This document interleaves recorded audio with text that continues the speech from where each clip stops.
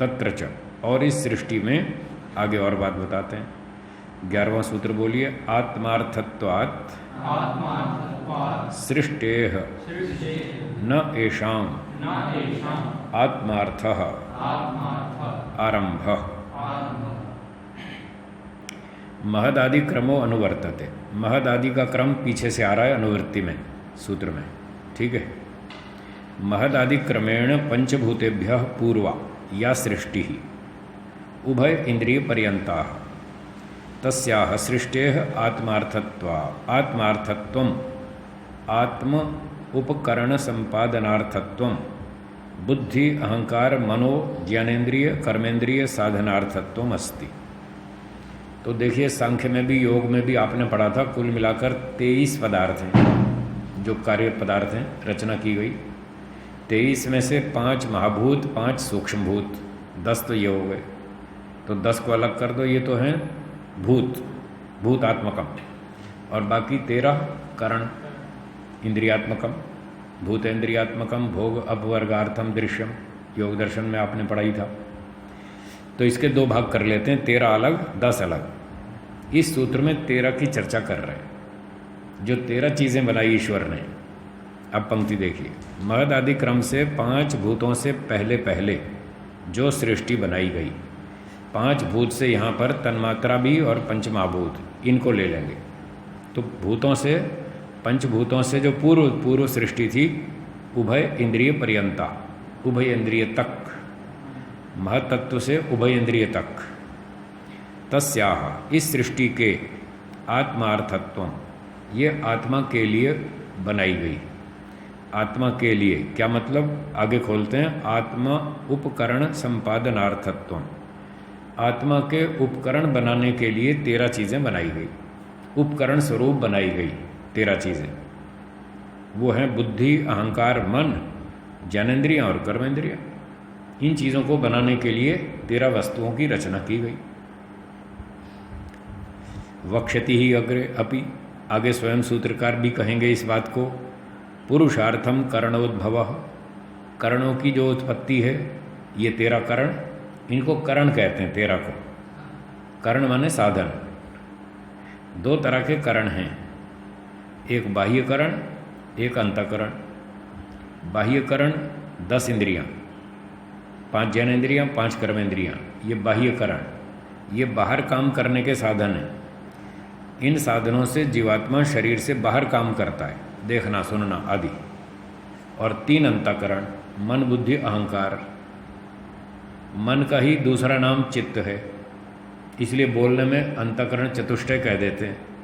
बोलने में 4, वास्तव में संख्या 3। ये आगे सूत्रकार खुद ही कहेंगे। कर्णम त्रयोदश विधम, करण 13 हैं, तो 10 बाह्यकरण, 3 अंतःकरण, तो 3 संख्या बनी।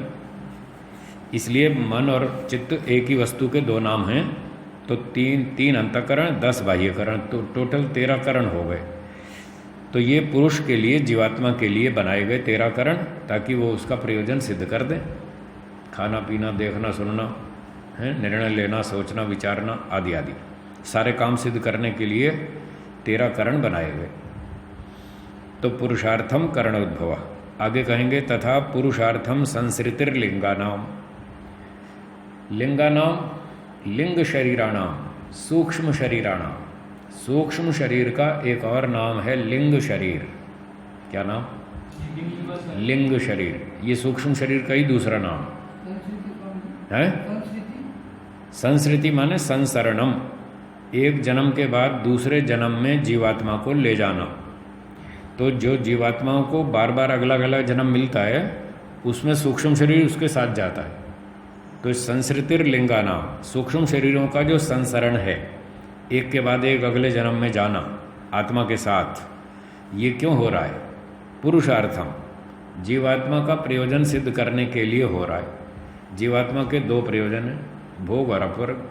जब तक ये पूरा नहीं हो जाए तब तक सूक्ष्म शरीर साथ चलेगा, पीछा नहीं छोड़ेगा। ये तब तक साथ चलेगा जब तक आपका भोग अपवर्ग पूरा सिद्ध ना हो जाए। चाहे 10 करोड़ जन्म लगे या 10 अरब जन्म लगे, ये साथ चलेगा आपके, वहीं तक छोड़ के आएगा पूरा पहुंचा के आएगा, तब खत्म हो जाएगा। ठीक है जी। चलिए आगे पढ़ते हैं। तो ये 13 चीज़ें जीवात्मा के करण उपकरण बनाने के लिए परमात्मा ने बनाई।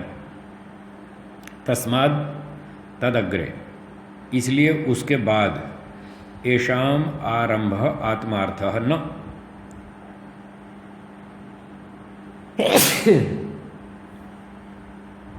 येषाम पूर्व सूत्रे साक्षात पठितानाम पंचभूतानाम विशेषण। इस 11वें सूत्र में जो येषाम शब्द है ये विशेषण है 10वें सूत्र में पढ़े गए भूतानाम शब्द का, ये उसका विशेषण है। तो येषाम अर्थात भूतानाम, इन भूतों की उत्पत्ति आगे बताते हैं। येषाम पंच स्थूल भूतानाम पृथिव्यादीनाम व्यक्ति समारंभ आत्मार्थः आत्म उपकरण संपादनार्थो न, जो पंचभूतों की उत्पत्ति हुई वो आत्मा के उपकरण बनाने के लिए नहीं हुई। 13 चीज़ों की रचना उपकरण बनाने के लिए हुई, पंचभूतों की नहीं। वो तो खाने पीने भोगने के लिए हुई ठीक है ना। तो आत्मा के उपकरण बनाने के लिए नहीं हुई भूतों की उत्पत्ति। आत्म उपकरणानि न भौतिकानि, आत्मा के उपकरण भौतिक नहीं है। वक्षति ही अग्रे, आगे सूत्रकार बताएंगे। उपकरण तो भूतों से पहले बन चुके, पंचभूत जो बने उससे पहले उपकरण 13 थे वो बन चुके, इसलिए भूतों से उपकरण नहीं बनेंगे। भूतों से तो खाने पीने की चीज़ बनेगी, तरबूज केला संतरा आम ये चीज़ बनेगी। चलिए आगे बढ़ते हैं। किंतु भौतिक वस्तु संपादनार्थ, रेलगाड़ी स्कूटर कार मकान हवाई जहाज बनाने के लिए पंचभूतों की रचना की गई, उपकरण बनाने के लिए नहीं। एवं सृष्टेर विभाग द्वयम प्रदर्शितम, इस तरह सृष्टि के 2 भाग दिखाए, जैसे योग दर्शन में बताए थे। भूत इंद्रियात्मकम, भूतात्मकम इंद्रियात्मकम, यहाँ भी 2 भाग हैं। तो क्या भाग बताए? तत्र एको भागस्तु खलु इंद्रियात्मको, 13 चीज़ें तो इंद्रियात्मक हो गई करण के रूप में, एक भाग। द्वितीयश्च भौतिका, और दूसरा भाग भौतिक है, उसमें सूक्ष्म भूत और स्थूल भूत, वो 10 चीज़ें इधर आ गई भूत वाले भाग में। ऐसे 2 भाग कर दिए सृष्टि के। तथैव योग दर्शने अपि प्रतिपादितम विभागद्वयम, ऐसा ही योग दर्शन में भी 2 भाग सृष्टि के बताए हैं। अब वहाँ का वचन दे रहे हैं। भूतेन्द्रियात्मकम दृश्यम, दृश्यम जगत, ये संसार 2 स्वरूप वाला है, भूतात्मकम इंद्रियात्मकम च, भूत स्वरूप और इंद्रिय स्वरूप। अस्य सूत्रस्य अनिरुद्ध वृत्तौ विज्ञान भिक्षु भाष्ये च अयुक्तो अर्थः कृतः। अब इस सूत्र का जो भाष्य है, अर्थ है, विज्ञान भिक्षु भाष्य में और अनिरुद्ध वृत्ति में ठीक नहीं किया, गलत अर्थ किया। तत्र महदादीनाम सृष्टि पुरुष मोक्षार्था, उन्होंने क्या भाष्य किया कि महदादि पदार्थों की जो रचना की गई वो पुरुष के मोक्ष के लिए की गई, जीवात्मा के मोक्ष के लिए, न स्व मोक्षार्था, अपने मोक्ष के लिए नहीं। प्रकृतेरेव सृष्टि ही स्व मोक्षार्था, प्रकृति की जो सृष्टि है वो अपने मोक्ष के लिए है। महदादयस्तु प्रकृतौ लीयन्ते तेषाम अनित्यत्वात्, महदादि पदार्थ तो प्रकृति में विलीन हो जाएंगे प्रलय अवस्था में, क्योंकि वो अनित्य हैं। अनित्य होने से तत्र न स्वार्थ मोक्ष प्रयोजनम घटते, वहाँ उनके अपने मोक्ष का प्रयोजन सिद्ध नहीं होता। वो तो वैसे ही अनित्य हैं, वो क्या उनका मोक्ष होना, वो तो खत्म ही हो जाएंगे, पैदा हुए थे खत्म हो जाएंगे, इसलिए उन पर अपने मोक्ष का प्रयोजन लागू नहीं होता। इति तयोर आशयः, ये उन दोनों का अभिप्राय है, विज्ञान भिक्षु और अनिरुद्ध का। अब कहते हैं ब्रह्मणि जी, प्रकृतेरेव सृष्टि ही स्वमोक्षार्था न महदादीनाम स्वमोक्षार्था यद उच्यते है। दोनों भाष्यकारों ने जो ऐसा कहा कि प्रकृति की ही सृष्टि स्वमोक्ष के लिए है, महदादि की स्वमोक्ष के लिए नहीं है, ऐसा जो आप कह रहे हैं दोनों, किम महदादि नाम या सृष्टि ही सा प्रकृति सृष्टि न, महद आदि की जो सृष्टि है, क्या वो प्रकृति की सृष्टि नहीं है? क्या उसकी अलग है? क्या प्रकृति की अलग है सृष्टि? महद आदि की सृष्टि अलग है क्या? किंच महद आदिभ्यो भिन्ना अपि काचित प्रकृति सृष्टि अस्ति। और दूसरी बात, क्या महद आदि से भिन्न भी कोई प्रकृति की अलग कोई सृष्टि भी है क्या? यदर्थम उच्यते, जिसके लिए आप कह रहे हैं कि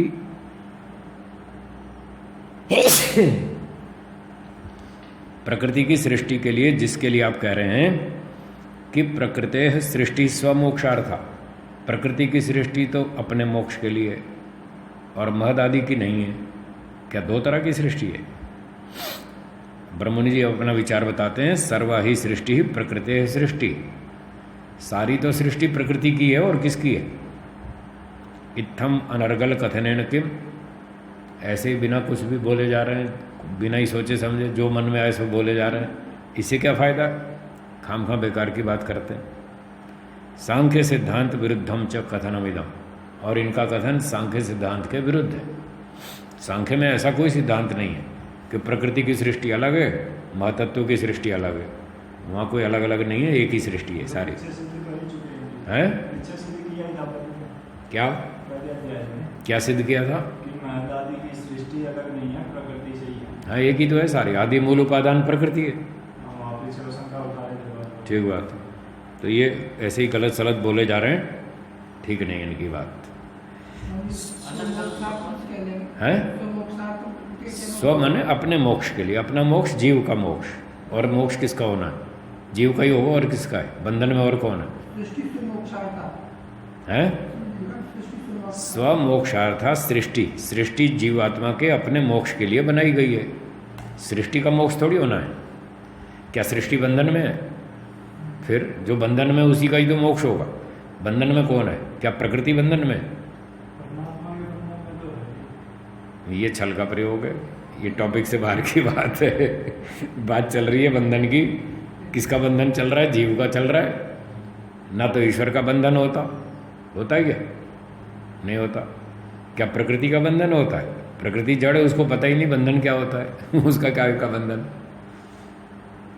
प्रकृति का पुरुष के साथ संयोग होता है, ये ठीक है, बंधन नहीं होता। बंधन में तो दुख होता है। बंधन तो उसका नाम है ना, जब व्यक्ति दुख का अनुभव करे, क्या मुसीबत है, क्यों मुझे छूट नहीं देते, क्यों नहीं मुझे खुला घूमने देते, क्यों बांध रखा है, जो ऐसे महसूस करता है वो है बंधन। अब ये महसूस तो केवल जीवात्मा ही करता है। प्रकृति जड़ है, उसको तो कुछ पता ही नहीं कि मुझे कहाँ बांध रखा है और किस लिए बांध रखा है, उसको कुछ नहीं मालूम। तो न प्रकृति का बंधन है, न ईश्वर का बंधन है। ईश्वर से च तत्संबंधो न भूतो न भावी, वो तो तीन दुख के बंधन में कभी आया नहीं, न आएगा। तो जीव का ही बंधन है। तो स्वमोक्ष का मतलब जीव का मोक्ष। तो ये सारी प्रकृति से बनी हुई जितनी भी सृष्टि है, जीव के मोक्ष के लिए बनाई गई। और किस लिए बनाई गई? ठीक है, चलिए सूत्र का अर्थ लिखिए।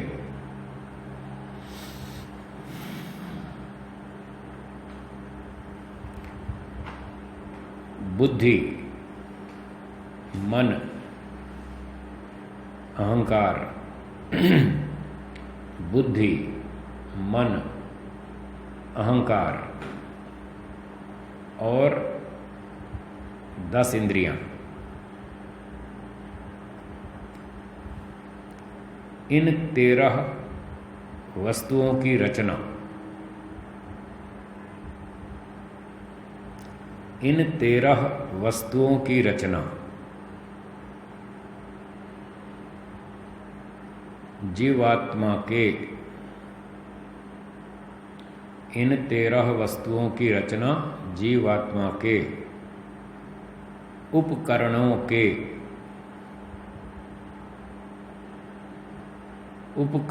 के रूप में की गई। जीवात्मा के उपकरणों के रूप में की गई। इसके अतिरिक्त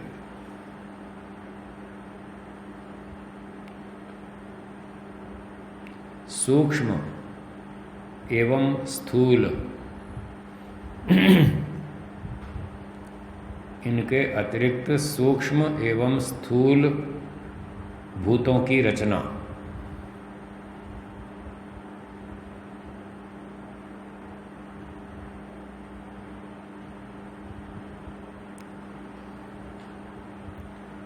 आत्मा के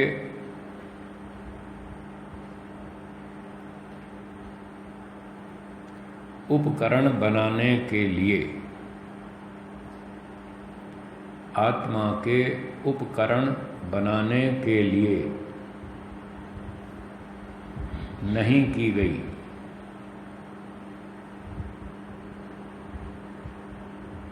बल्कि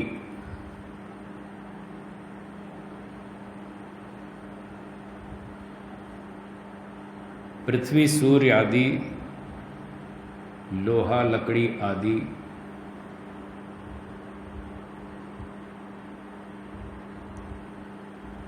लोहा लकड़ी आदि भौतिक वस्तुएं बनाने, भौतिक वस्तुएं बनाने के लिए की गई।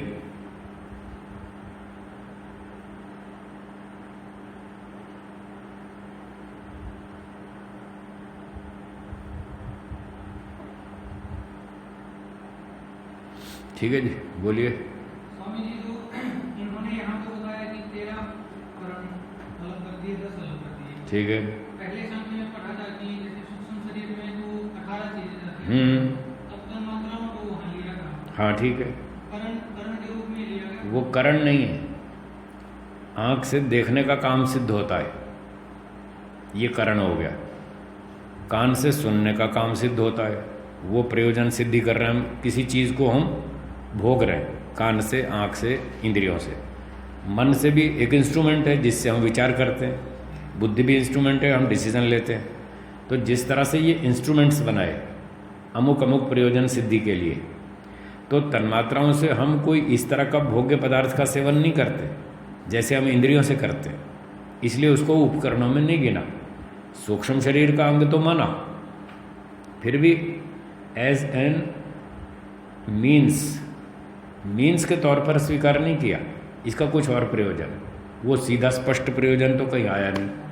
हाँ, सूत्र में कहीं आया नहीं, आचार्य उदयवीर जी ने लिखा है, हाँ चेसिस वाला, पर वो सीधा इंस्ट्रूमेंट के तौर पर नहीं, ये बात ठीक है। और बोलिए। न्याय में सूत्र आया था कि भौतिकानि इंद्रियाणि। हाँ, तो यहाँ पे यहाँ ये सूक्ष्म इंद्रियों की बात है, वो या तो गोलक मानेंगे, गोलक मानेंगे, इंद्रिय तो बनी नहीं सकती, नहीं तो टक्कर होगी, ऋषियों में टक्कर होती नहीं। तो यहाँ अभौतिकानि इंद्रियाणि, वहाँ भौतिकानि इंद्रियाणि, तो वहाँ गोलक ले लेंगे बस।